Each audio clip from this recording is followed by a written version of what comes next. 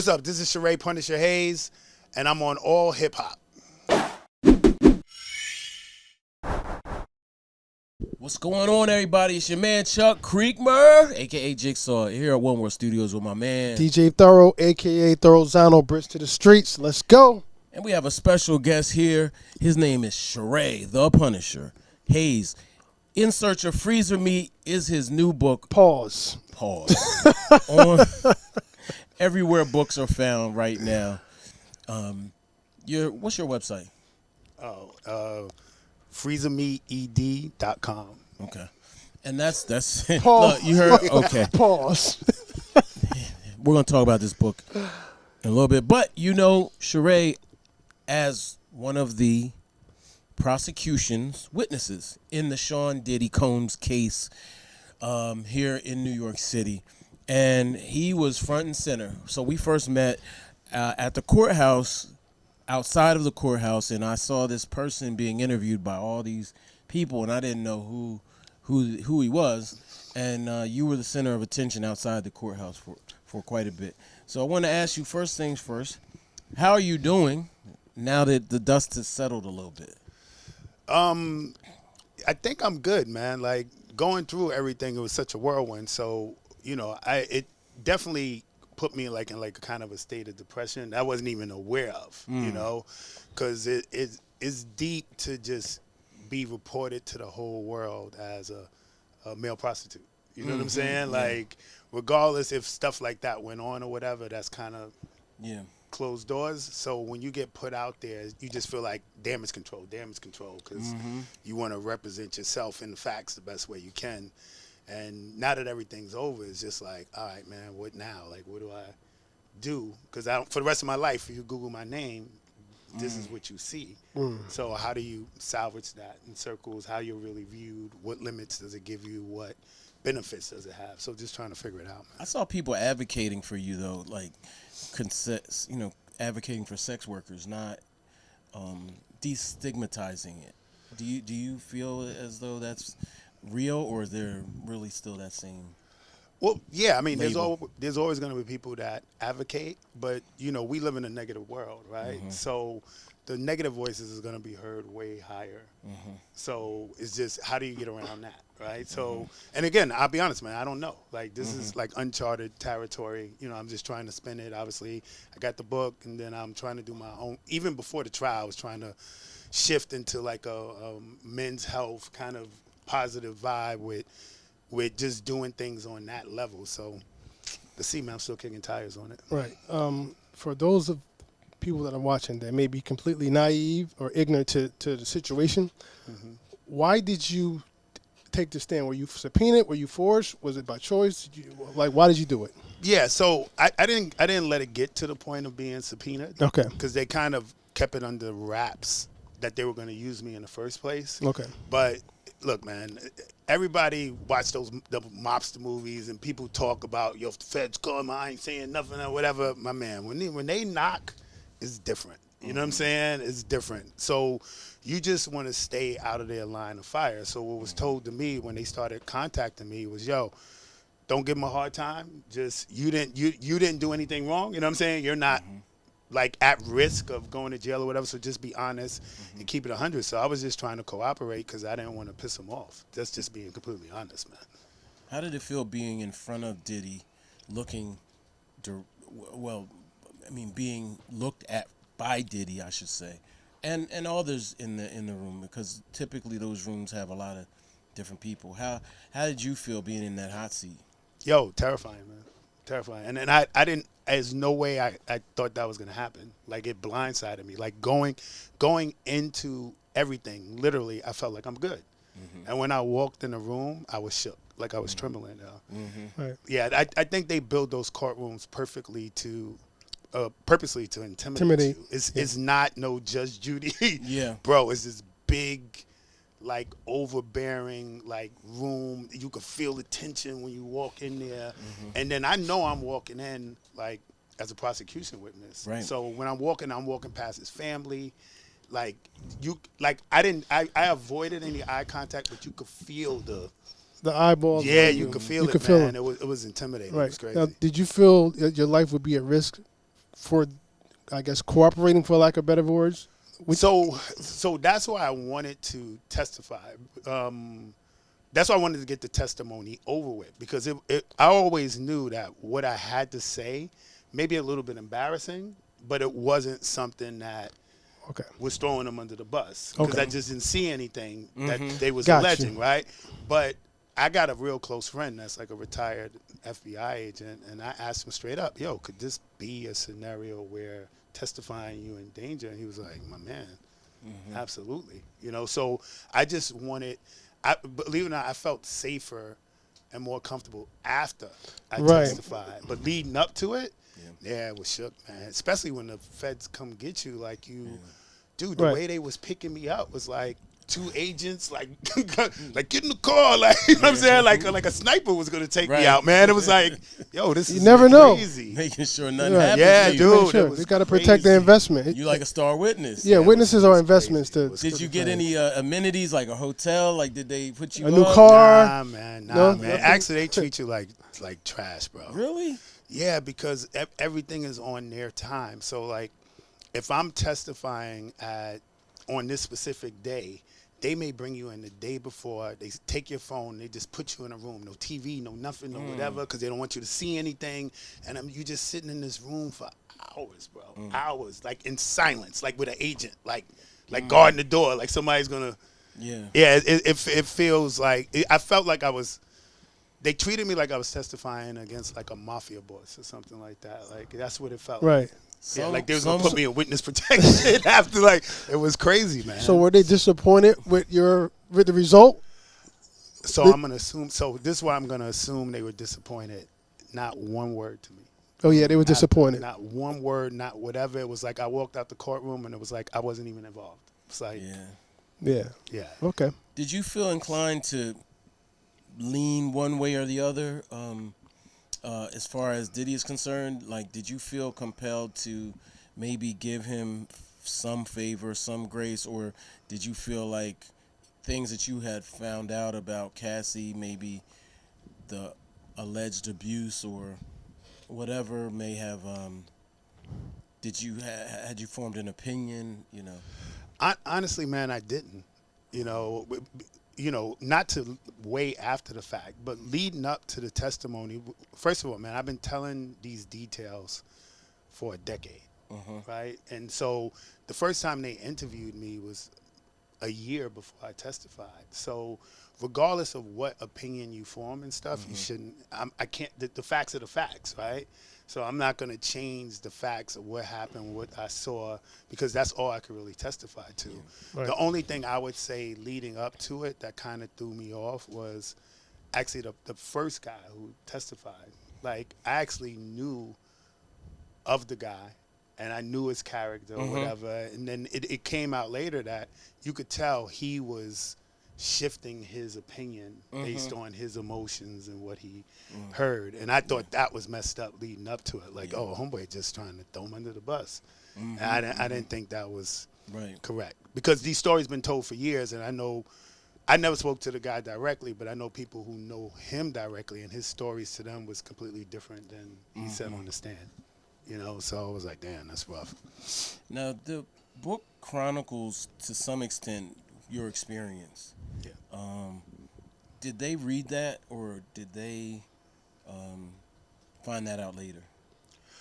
So leading up to it, the prosecution was really going out of their way, because my book wasn't published. It came out this year, so yeah. Right. So it literally came out maybe three days, maybe a week before I testified. Oh, okay. So they were telling me the whole time, don't put it out, don't put it out, don't put it out, because when you have a book, if your book's 200 pages, that's 200 pages the defense can use to discredit you. Yeah. Because it's all this information to pick you apart on. So they were trying to, like, passively aggressively saying don't put your book out, but the defense found out about it and subpoenaed it. Oh, gotcha. So I rushed to put it out, because if they subpoena it and it goes into evidence, now it's public record.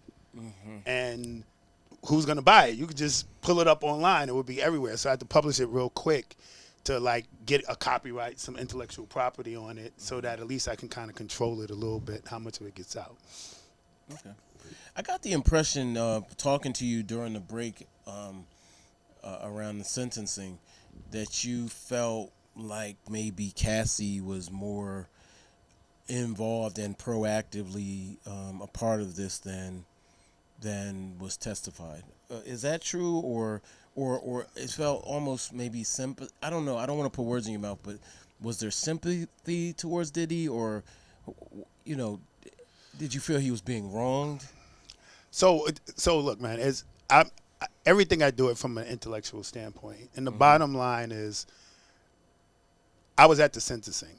The judge based the amount of time he gave him on coercion, right? He said, listen, the coercion and stuff that you did, I'm going to give you this amount of years. And the truth of the matter is, coercion is associated with sex trafficking, and he was acquitted of that. So how do you beat the charge but still get the time? Look at the time. Right. And I don't care if it's Diddy, if it's Right. you, if it's anybody.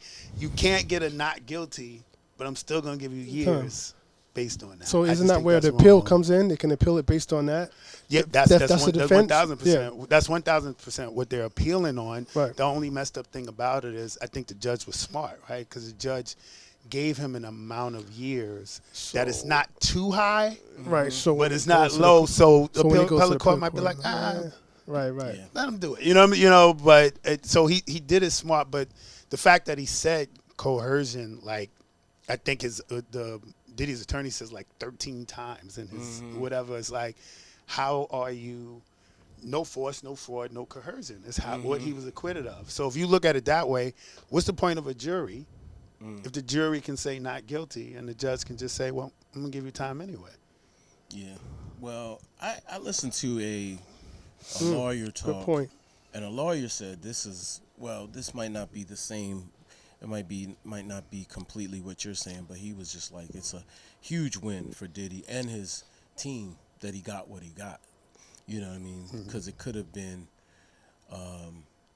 much worse. You know, not only the stuff that he was found not guilty on, but even the ones that he was found guilty on. So I don't know if that really matters truly, but Yeah. yeah. Well, I think it depends what the lawyer's basing that opinion on. Yeah, Right? Because well, if the he, possibilities, I guess, is what he Well, was so- overall saying. well, what I would say is the time you get is supposed to be based on precedents, right? People who did the same crime before you and how much time they got.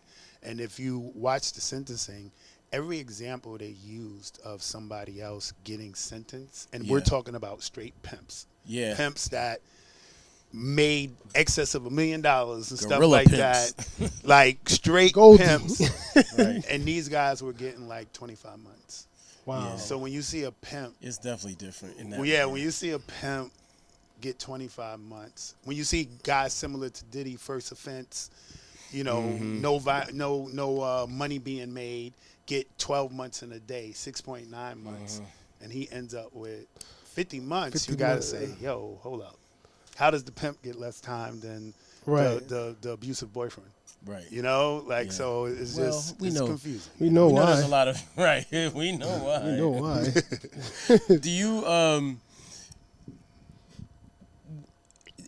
let's hypothetically say you're walking in in 5 years you're walking in a bar or something and you see Diddy or you meet Diddy in person. How do you think that will play out if you all met each other? Well, honestly, man, aside from, because I got to tell the facts, right, which is embarrassing, the burqa and stuff like that. So me personally, I would, my bad for the embarrassment. Like, it's kind of out of my control. Or parts of it was in my control. I'm on the fact that I went on a bunch of talk shows and reiterated the situation. So I have my guilt because I did want to protect the privacy, but in the moment, this is what everybody want to hear, and I'm taking Right. publicity. But dude, I would expect a good looking and because I feel like I'm the only person that went up there, if the facts are the facts, and didn't lie on it. And then why? Right. You know what I'm saying? Like, I'm the guy. Like my testimony could have been like, there is said in some circles that my testimony is how he got acquitted on the sex trafficking and the RICO. And dude, sex trafficking in Rico, they confiscate your assets. And it was minimum 15 years. Right. So if my testimony was the difference, dude, I expect a pound. So he owe you. So basically, I will invite so me hold to on. the party, So bro. basically, he owe you a check, is what you're saying. I mean, I ain't say that, but And as your attorney, yeah, I need ain't my say tip that. and stuff. But so these are facts. Like his attorney Westmoreland Right. was on Piers Morgan, and Piers Morgan is one of the people that says, "Yo, that dude Punisher, he changed my mind about it. Once I heard his testimony, I thought Diddy was innocent, right?" So he asked Diddy's attorney, "What do you think about the guy's Punisher's testimony? He was for the prosecution, but I believe his testimony helped Diddy." And she was like, "Agreed, absolutely." I Right. don't know why they put him up there, but I'm glad he did. Right. Whatever. So it's already kind of viewed that, and all I did was tell the truth, bro. Like, you know what I'm saying? But because other people went up there and exaggerated, right. It's almost like, thanks for telling the truth, because the prosecution was trying to Right. manipulate my testimony. So let me add to the what if scenario. If you see Cassie right now, what would you say to her? I mean, look, man, at the end of the day, like I just said, everything that I said was just the truth. Okay. Right? So one thing I will say about Cassie, I will never say what she said she experienced wasn't happening. If she was coerced, if she was manipulated, that's her truth. Okay. But what I will say is she was extremely, extremely excellent at hiding it, because there was just no signs. And so this is something I will say, for whatever reason, after testifying, almost all of the sex worker guys that were involved just started hitting me up. You know, like, we're gonna form some escort Avengers or something, right? right. All of them hitting me up like we're gonna be some group or something. Oh, you know, man. yeah, new edition of I don't know, bro. Right. But it was crazy. Not one of them could corroborate what she was saying. Like, none of them saw signs. None of them saw anything that would have made them think, oh, she's doing this under force. On the force. So when you hear this from multiple people, I would say if she was going through something, she was super poker face with it. Poker like face. Nobody Ooh. saw. You know. Okay. There's a lot of breadcrumbs online. You know, we all saw it in media. Her, big sunglasses. Sometimes there be clearly what you would believe to be a black eye. It was a lot. And then the video dropped, and then it was kind of like we all saw real proof. You know what I'm saying? Yeah. Real proof. She was leaving breadcrumbs.